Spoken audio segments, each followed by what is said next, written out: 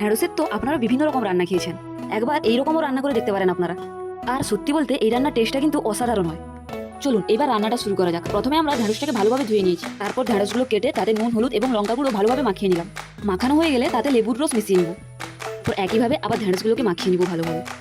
এবার এগুলোকে এক সাইডে রেখে তারপর অন্যদিকে একটা বাটিতে লঙ্কা গুঁড়ো, হলুদ গুঁড়ো, ধনে গুঁড়ো আর 1 চামচ কর্নফ্লাওয়ার, তারপর তাতে অল্প পরিমাণ লবণ দিয়ে জল দিয়ে দিব। তারপর একটা চামচ দিয়ে ভালো করে গুলিয়ে নিব। এখানে আমি আগে থেকে আদা আর রসুন বেটে রেখেছি। চলুন রান্নাটা এবার করা যাক। প্রথমে কড়াইয়ে সরষের তেল দিয়ে নুন হলুদ দিয়ে মাখিয়ে রাখা ঢ্যাঁড়সগুলো দিয়ে দিব। তারপর ঢ্যাঁড়সগুলোকে ভালোভাবে ভেজে নিব। আর ভাজা হয়ে গেলে ঢ্যাঁড়সগুলোকে তুলে নিয়ে সেই কড়াইয়ে তেল দিয়ে দিব। আর তেলটা গরম হয়ে গেলে তাতে পেঁয়াজ কুচি দিয়ে কিছুক্ষণ ভেজে নিব। তাতে চেরা কাঁচা লঙ্কাগুলো দিয়ে দিব।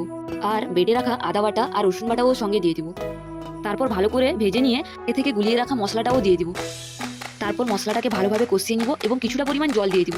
আর জলটাকে ভালোভাবে ফুটিয়ে নিয়ে তাতে ভেজে রাখা ঢ্যাঁড়সগুলোও দিয়ে দিব। তারপর কিছুক্ষণ ফুটতে সময় দেবো। তারপর গরম মশলা ছড়িয়ে দিলে আমাদের রান্না কমপ্লিট। আর হ্যাঁ, তোমরা যদি চ্যানেলে নতুন হয়ে থাকো তাহলে অবশ্যই সাবস্ক্রাইব করে দিও। দেখো রান্নাটা দেখতে কত লোভনীয় লাগছে, আর সত্যি বলতে খেতেও খুব দারুণ ছিল। টাটা গাইস, ভালো লাগলে লাইক, কমেন্ট, শেয়ার করে দিও।